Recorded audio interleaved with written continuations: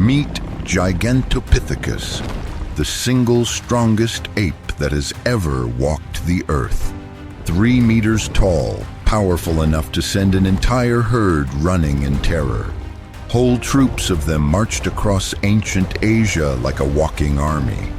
A giant crocodile learned to back away rather than fight one. A python large enough to swallow a deer whole still lost that fight. Even a tiger wouldn't dare stay and challenge it. It simply ran. But one predator in Asia was big enough, fast enough to actually try. A saber-toothed cat against the strongest ape alive. Nature's ultimate showdown. Then something small and new stepped straight into its territory.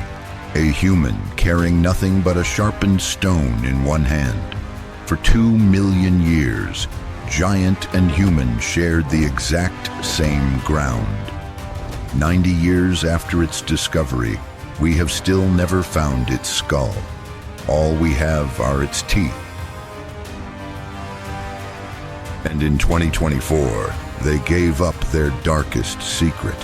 This is the complete, brutal story of Gigantopithecus. In 1935, a Dutch paleontologist walks into a pharmacy in Hong Kong. Not looking for medicine, but for fossils. Traditional Chinese medicine shops had sold something called dragon bones for centuries. Ground into powder for remedies. Most of those dragon bones were exactly what they sounded like. Nothing. But some of them were real fossils. Teeth and bone fragments dug up by farmers and sold for pennies. Among the trays of teeth, one tooth stops him cold. It's a molar. But it's nearly twice the size of any human tooth he has ever seen. He buys it on the spot. Its owner would turn out to be the largest primate that has ever walked the earth. Scientists would name it Gigantopithecus. Giant ape. And more than 80 years later, we still have never found its skull. Everything we know about the largest ape in history comes from one single body part. Teeth and 4 partial jawbones. That's it. That's the entire physical record of a creature that may have stood taller than a basketball hoop. No skull. No spine. No leg bones. Nothing to tell us exactly how it walked or stood or moved. So how do scientists know it was a giant at all? The answer is a technique called isometric scaling. Take a modern gorilla. Measure the size of its jaw and teeth against the size of its whole body. Then apply that same ratio to the jaw of Gigantopithecus.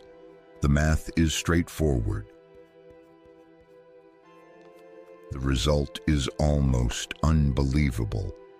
Estimates put this creature at up to 3 meters tall, standing nearly twice the height of an average man, and somewhere between 200 and 300 kilograms. That's heavier than a grand piano. For decades, some estimates crept even higher. All the way past 3.5 meters, which is part of the reason Gigantopithecus became a favorite subject for cryptozoologists chasing Bigfoot and the Yeti. There is no scientific evidence connecting Gigantopithecus to any living wild man. It vanished long before modern humans spread across Asia. But it's easy to see why the legend took hold. a 10-foot ape known almost entirely by its teeth, quietly disappearing without leaving a body behind.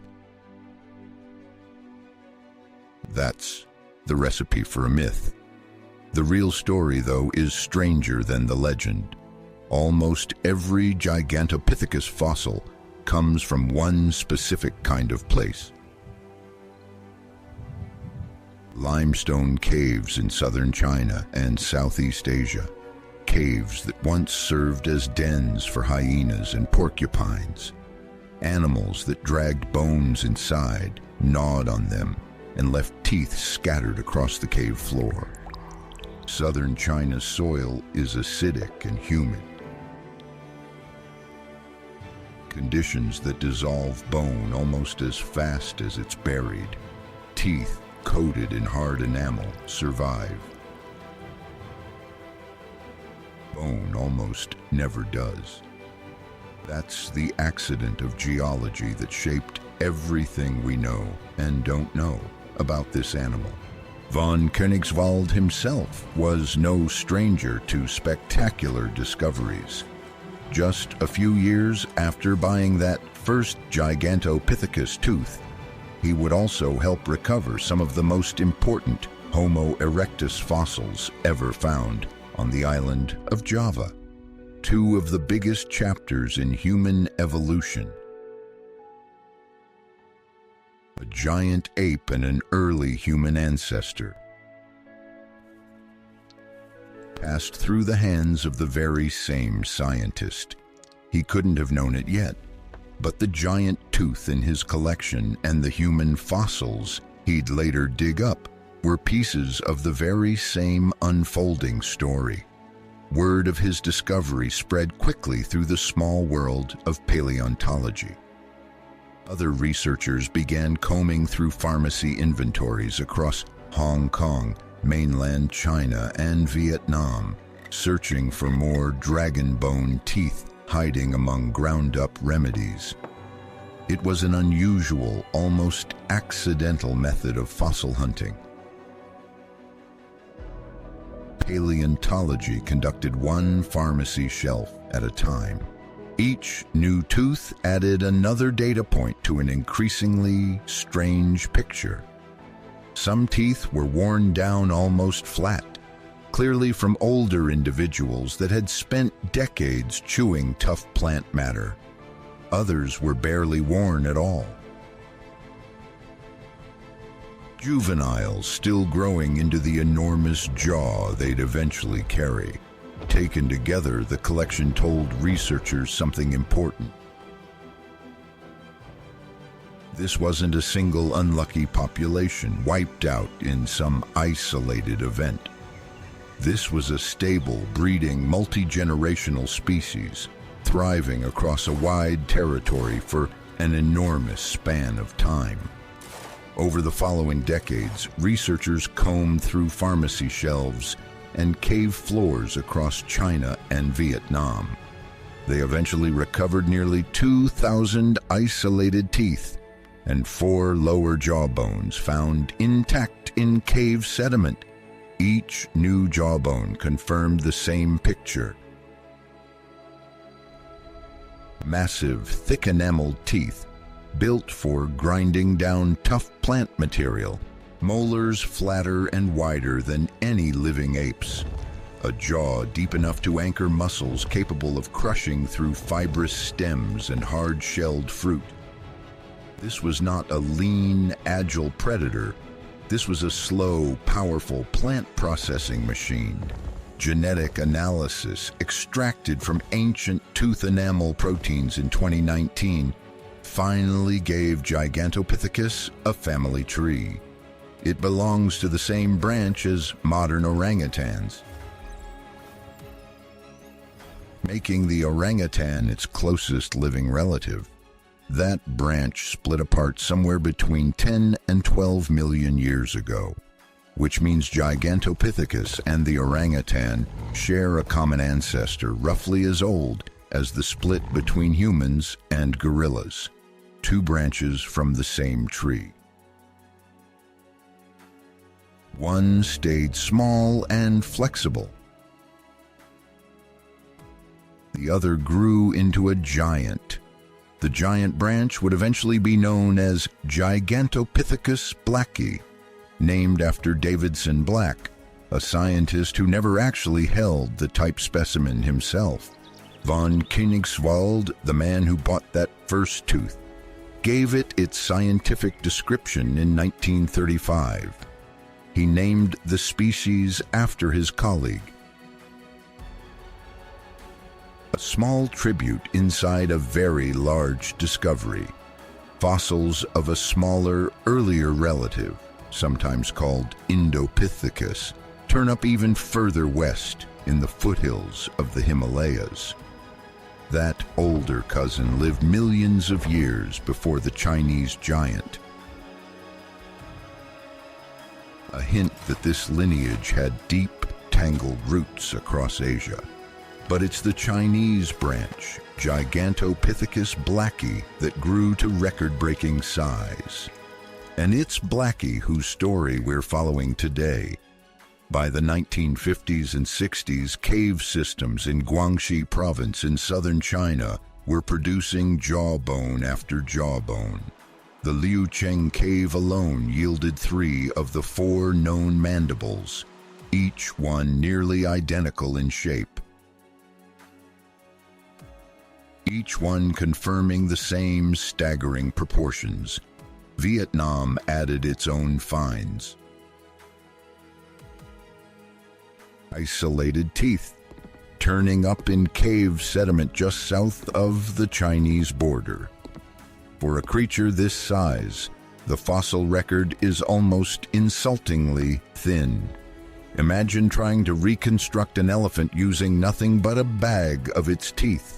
That is essentially the challenge Gigantopithecus researchers have faced for nearly a century.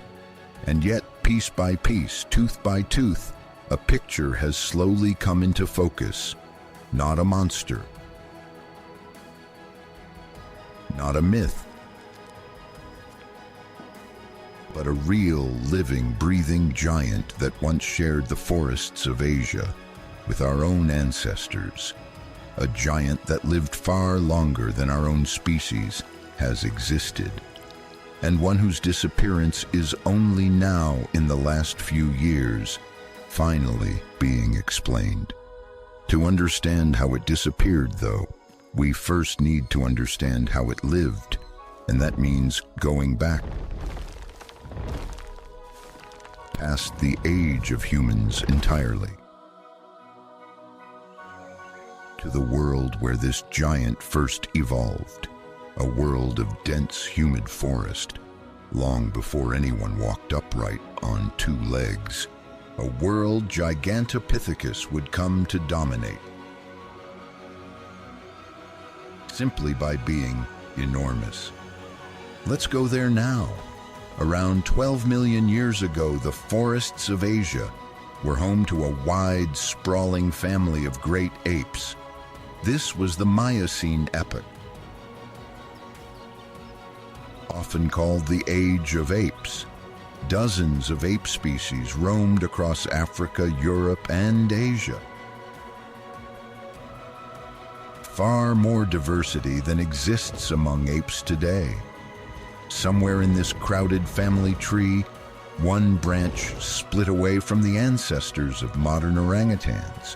That branch would eventually lead to Gigantopithecus.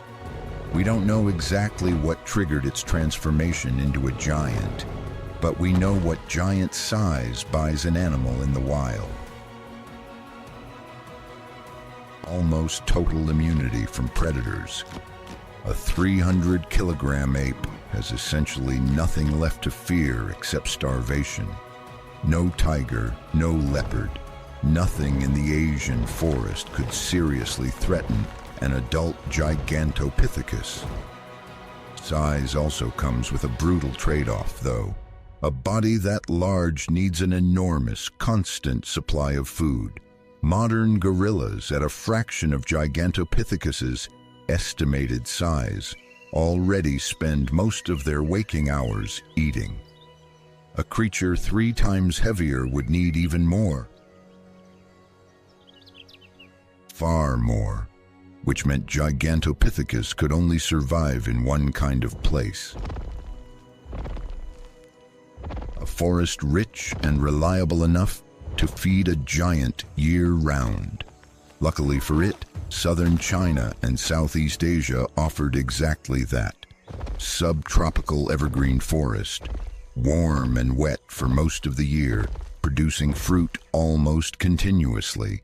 It was, in evolutionary terms, an incredibly comfortable niche, and for millions of years, Gigantopithecus barely needed to change at all, while its orangutan cousins kept climbing, kept staying light and agile in the canopy. Gigantopithecus committed to a different strategy entirely. Stay on the ground, grow enormous, and let size do the work. It likely couldn't climb trees at all, not at that weight, which means, unlike every other great ape alive today, Gigantopithecus probably lived its entire life on the forest floor. A 400-pound frame walking upright or knuckle-walking through dense undergrowth, reaching up to strip fruit from low branches, slow. Enormous. And for millions of years, completely unchallenged. This was the world Gigantopithecus was built for, and for a very long time. It worked perfectly. Based on its closest relatives, researchers believe it most likely lived a life similar to modern gorillas, small family groups. A handful of females, their young, and one dominant male. Slow-moving, low-energy, deeply territorial within a patch of forest that could reliably feed them. There was no need to travel far, no need to compete hard for scarce resources. The forest simply provided. And an animal that size, with virtually no predators, had no reason to evolve any faster than it already had. For nearly 2 million years, that stability defined its existence. By roughly 2 million years ago, Gigantopithecus was thriving across a wide stretch of southern China and Southeast Asia. This was its golden age. The height of its success as a species. To understand what it actually ate, scientists turned to an unlikely source. The surface of its own teeth. Tiny scratches and pits, invisible to the naked eye, build up on tooth enamel every time an animal chews. Under a microscope, those scratches tell a story. Soft food leaves smooth wear, tough food leaves deep pits and scratches. Gigantopithecus teeth from this period show a very specific pattern. Wear consistent with soft, sugary fruit. Researchers also found microscopic plant particles called phytoliths embedded directly in the tooth enamel. Fragments of fruit, seeds, and starchy plant matter trapped and fossilized in place for nearly 2 million years. Pollen recovered from the same cave layers backs up the picture. Dense, humid, fruit-producing forest, remarkably stable for hundreds of thousands of years at a time. In short, Gigantopithecus was, for most of its existence, a picky eater with excellent taste. It didn't need to eat bark or leaves or fibrous stems, the fallback food of a desperate animal. It had first pick of one of the richest fruit forests on Earth, and an entire community of other species shared that forest alongside it. Early relatives of the giant panda were already specializing in bamboo in these same forests. Ancient tapirs, distant cousins of the modern tapir, moved through the undergrowth nearby. stegodons, early relatives of the elephant, with tusks curving almost to the ground, also shared this ecosystem. It was a lush, crowded, competitive world, and Gigantopithecus, simply by being too large to threaten, sat comfortably near the top of it. Its only real competition for fruit came from smaller, more agile apes, still living in the canopy above. Animals that Gigantopithecus, rooted to the ground by its own size, could never follow, so the giant and the smaller apes above it simply never competed directly. Different heights, different diets, different lives in the very same forest. This is likely one of the reasons Gigantopithecus survived, essentially unchanged, for nearly 2 million years. It had found a niche with almost no competition and almost no threat. In evolutionary terms, that's about as close to paradise as it gets. A single adult could stand eye to eye with the shoulder of a giraffe, or tower over a full-grown polar bear, the largest land carnivore alive today. Numbers like these are almost impossible to picture from a handful of teeth.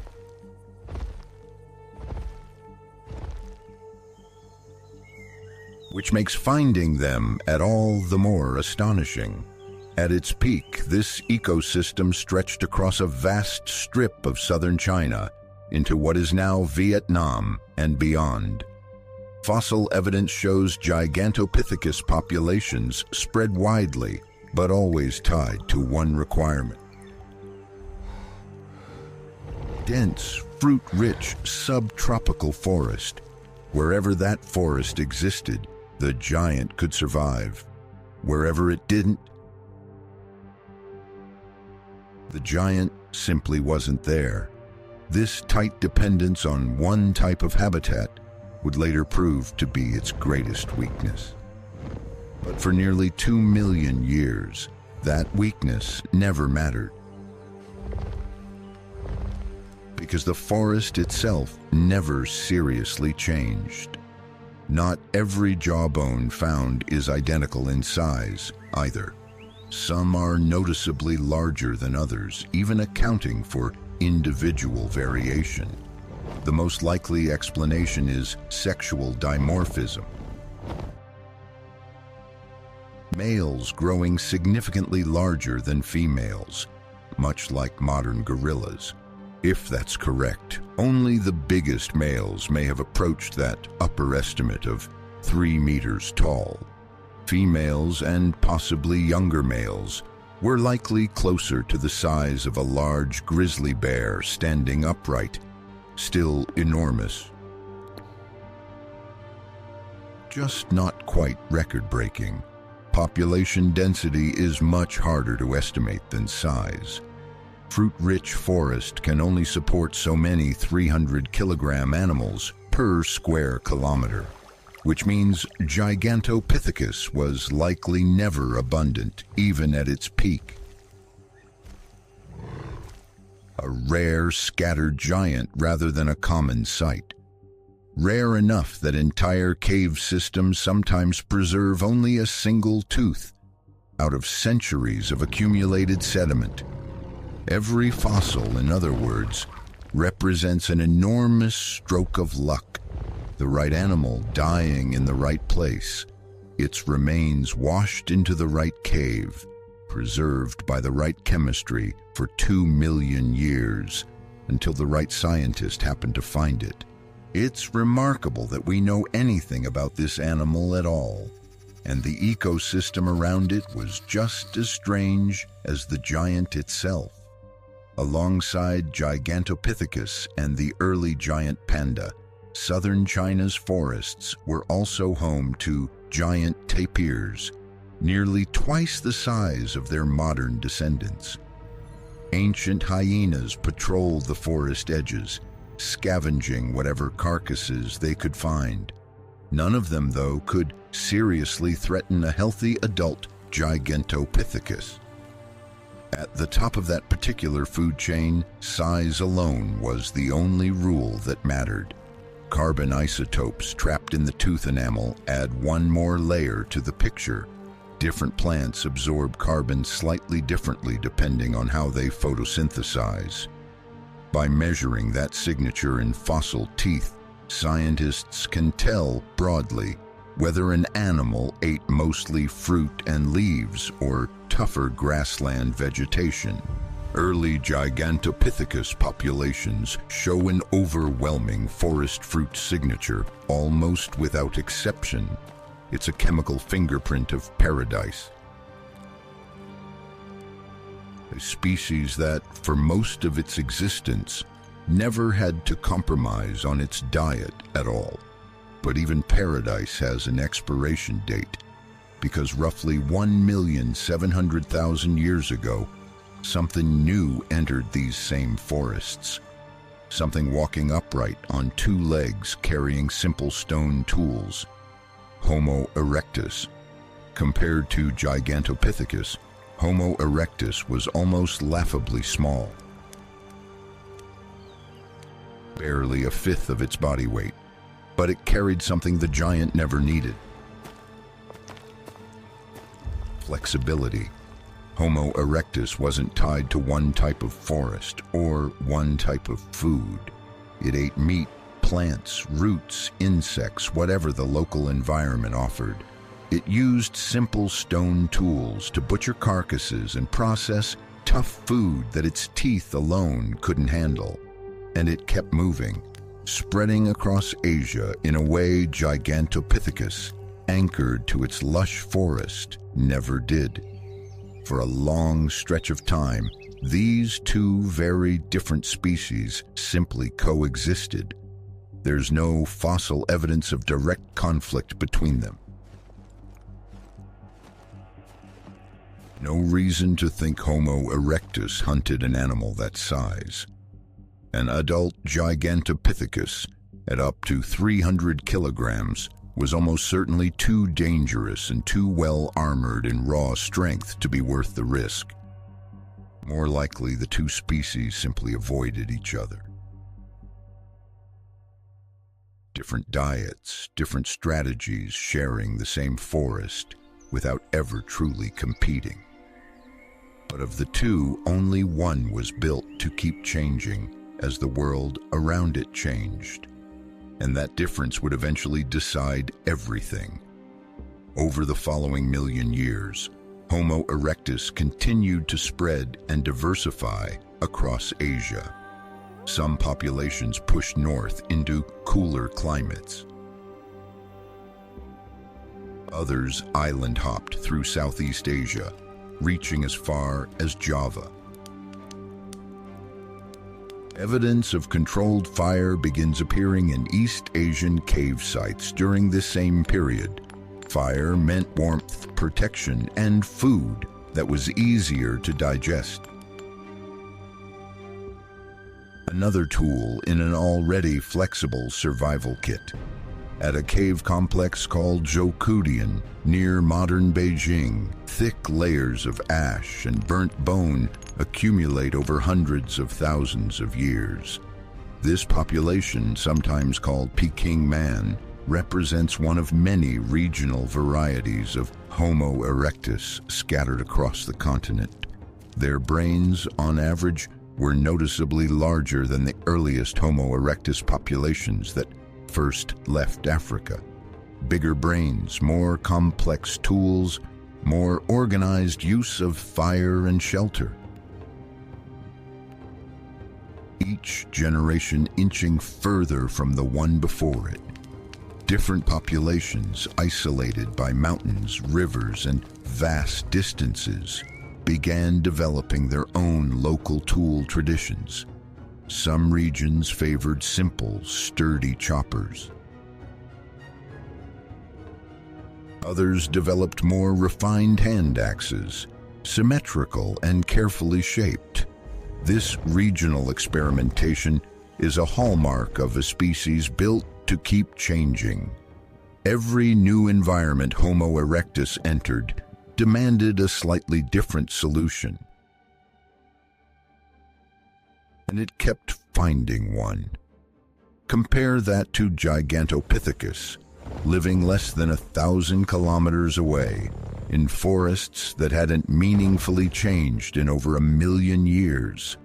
Its teeth from this entire period are, almost without exception, indistinguishable from teeth twice as old.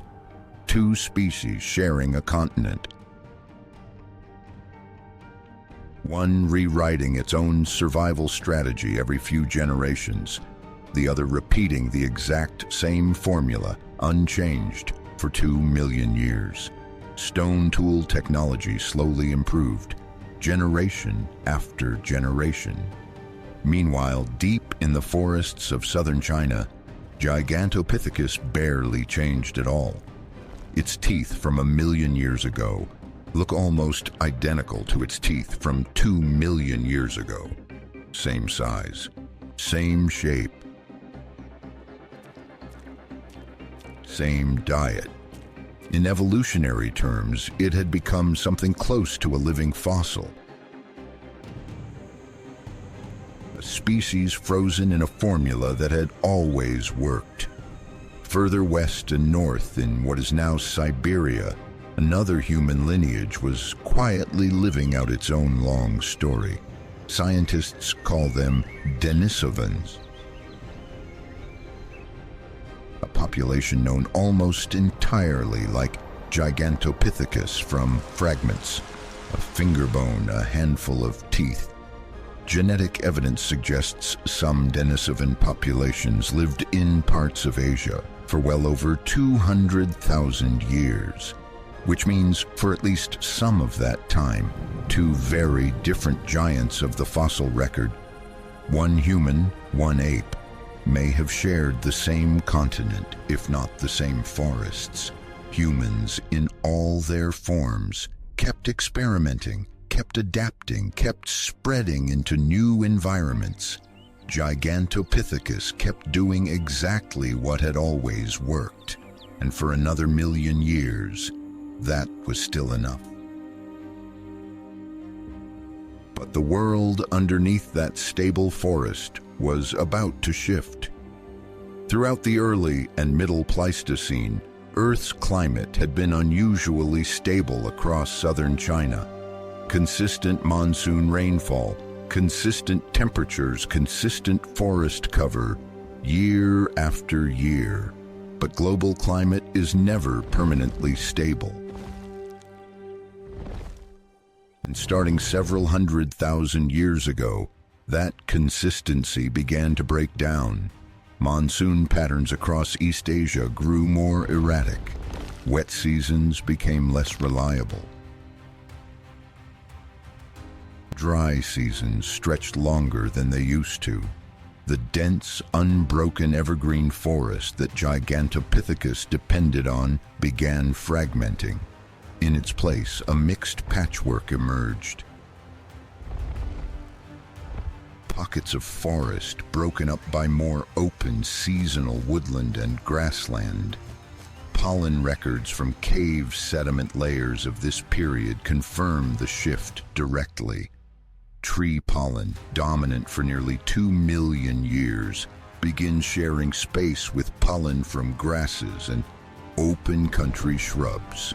It's a slow-motion transformation, unfolding over tens of thousands of years, not an overnight collapse. But slow doesn't mean gentle. For a species this dependent on one narrow resource, even a gradual decline could prove fatal. For a fruit-dependent giant, this was catastrophic news. Fruit production is tightly linked to stable rainfall. When the seasons become unpredictable, fruiting trees produce less and less reliably. The very forest that had fed Gigantopithecus, unchanged for nearly 2 million years, was starting to disappear beneath it. Its orangutan cousins, still light enough to move efficiently through the canopy, could follow the shrinking patches of forest as they contracted. Gigantopithecus, grounded by its own colossal weight, had nowhere left to go. It couldn't climb into the canopy. It couldn't range far in search of new forest. It could only wait in a world that was slowly closing in around it, and an animal with almost no natural predators had never needed a plan for this kind of threat. For nearly 2 million years, the forest had always come back. This time, it didn't.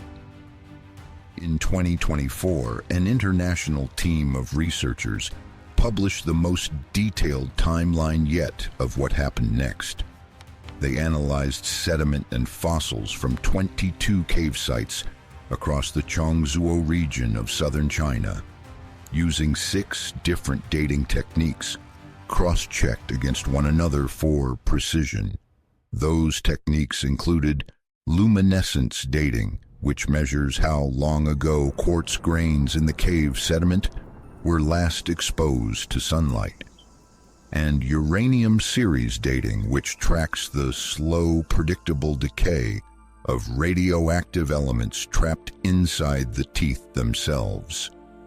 Combining multiple independent methods on the same samples is the gold standard in fossil dating. If 6 different techniques agree, the result is hard to dispute.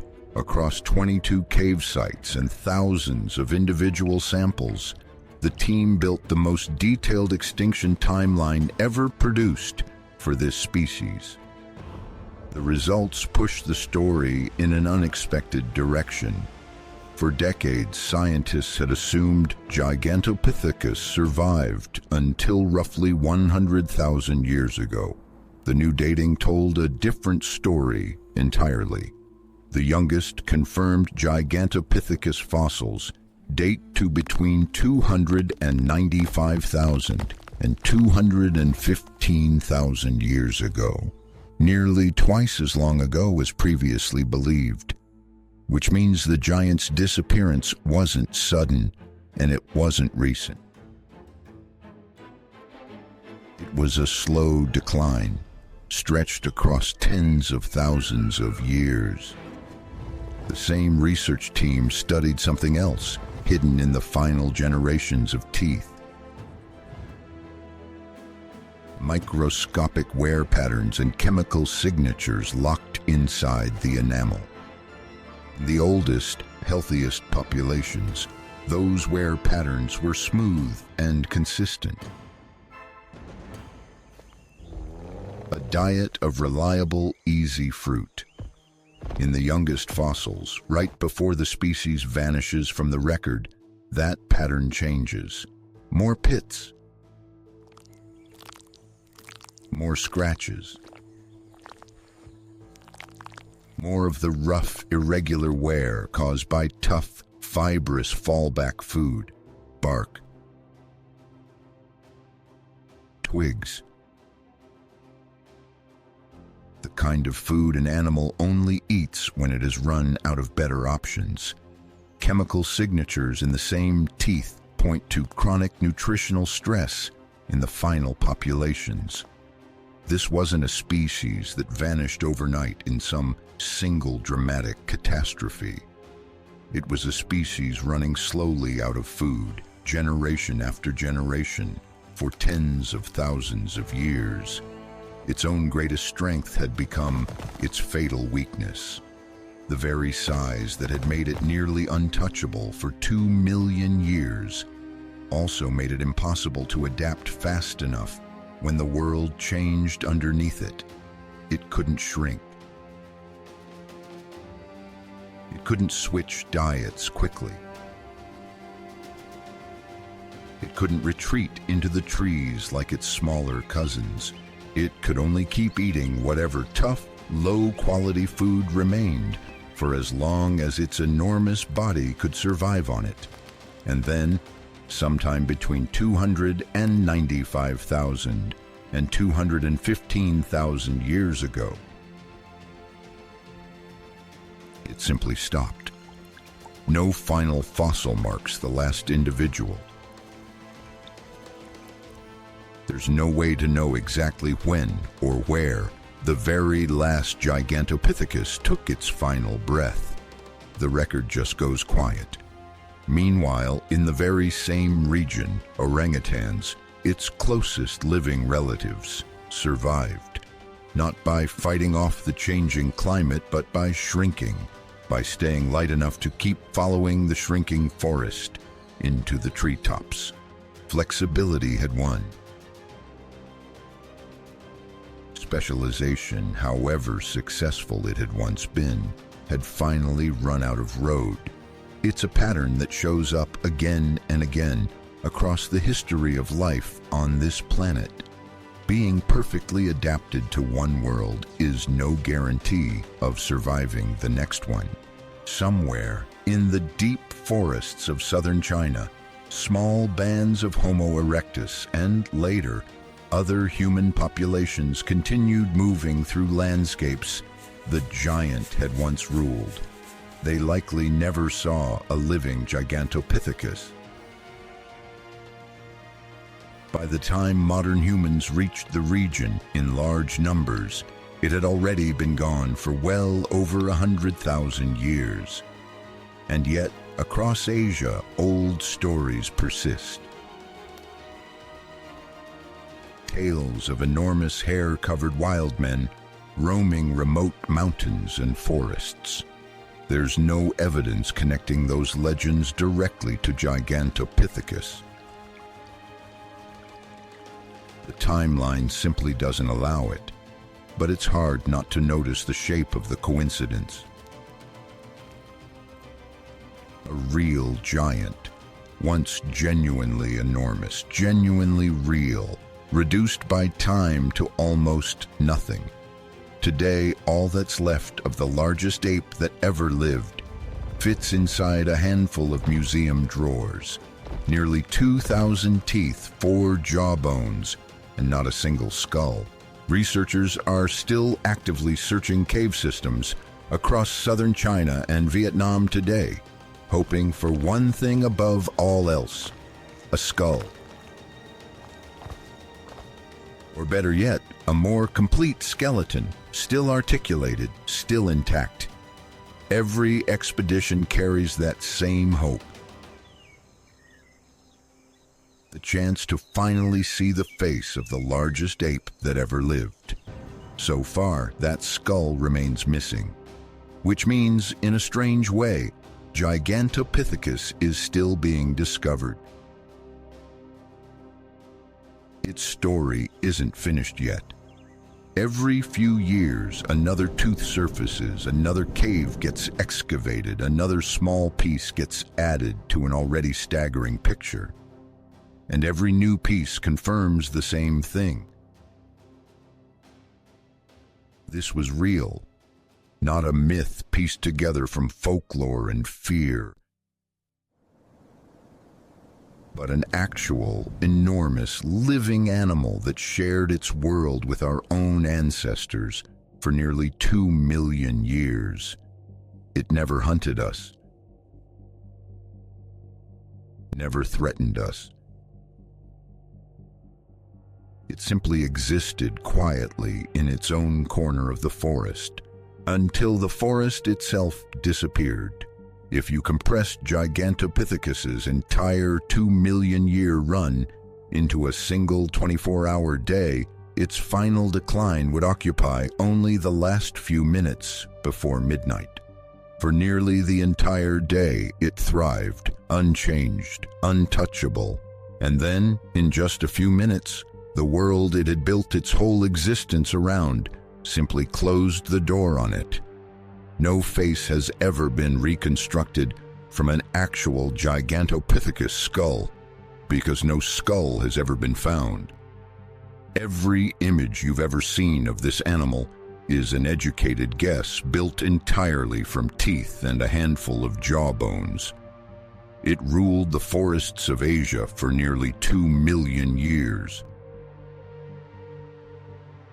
Longer than our own species has existed. and it left behind almost nothing to prove it. Just teeth scattered across cave floors. And the quiet, patient work of scientists piecing a giant back together, one fragment at a time.